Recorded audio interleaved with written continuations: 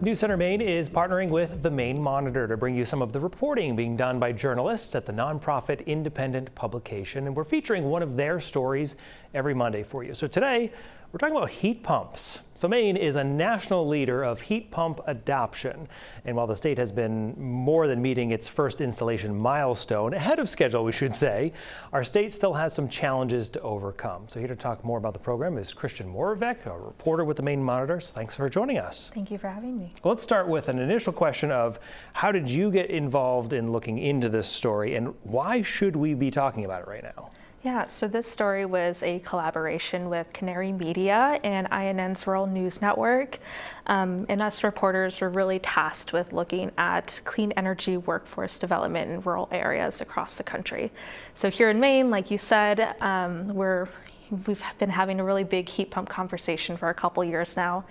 And of course that demands workers. So we've been looking at some of the state data, and between the 2019 and 2023 period, we haven't seen a whole lot of clean energy workforce development when you're kind of like looking broadly at the clean energy industry, which of course heat pumps play into. But when you look at that data in a similar time frame, rural counties have seen some of the fastest rates of clean energy job growth, and energy efficiency was a big factor in that.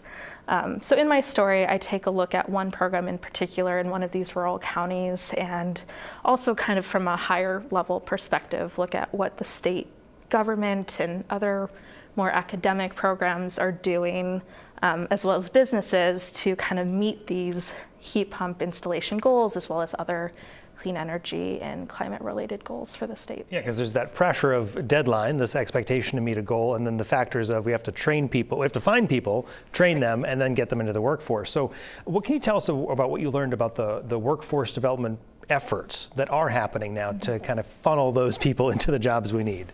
Yeah, so one program that I focus on in particular, that's Kennebec Valley Community College's Heat Pump Lab. They actually launched their lab in 2021, so right after that first heat pump milestone was set, kind of in a direct response to kind of keep things on track and meet that demand. And they've trained over 300 students so far by giving them hands-on experience with different types of heat pumps, because of course there's a lot of brands out there, and learning how to deal with the chemical inside them, refrigerants. And there's other initiatives as well out there too that even go beyond the heat pump industry. So when you look at the clean energy industry as a whole, you know, the government, the state government, the governor's energy office, through the Clean Energy Partnership, which is kind of dedicated to the clean energy industry, they've doled out grants in the past for workforce development initiatives, and businesses have also taken it upon themselves to work on building that workforce pipeline. One business I spoke to down in Freeport even has his own heat pump lab to train his own workers, regardless of the experience they're coming in with. So that's pretty interesting. There's a lot of stakeholders involved in the context of the clean energy industry when it comes to developing that workforce pipeline, and a lot of people are doing a lot of different things. Yeah, interesting to see an individual take that move to say, okay, I'm just going to do my own education right here to get that done. So it's obviously an early adopter with Kennebec Valley creating that program right out of the gate. What does the future look like now for these kind of green energy job development positions, knowing we still have that milestone to get to a few years from now? Yeah, so when you look at the clean energy industry as a whole, you know, there could be some federal funding or other funding stream uncertainties, as there are with a lot of industries right now.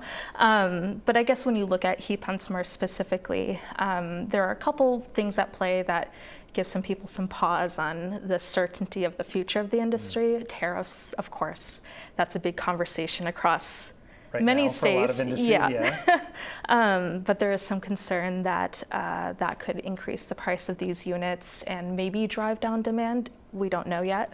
There is also new refrigerant law in place, that chemical that I referred to a couple seconds ago. Needed to make that all work. Exactly. Right, yeah. That is kind of throwing a wrench into things because that would require some new technology, and that could slow down the process as well. So, a lot of the sources I spoke with are still very adamant about pursuing these goals, particularly the heat pump installation goal that we have just 2 years down the line. Yes, the calendar's moving quickly on this one now. Yes, not a whole lot of time to hit these milestones. And the clean energy job goal is also not very far down the line. That's 5 years. So there's hope, there's a will to do it. It's just something we'll have to keep an eye on. And that's exactly what you're doing in this. We appreciate it. Thanks for coming in to chat about it. Thank you for Great having to me. see you. You can see Christians by Report, by the way, and all the other work they're doing right now online by going to the-maine-monitor.org.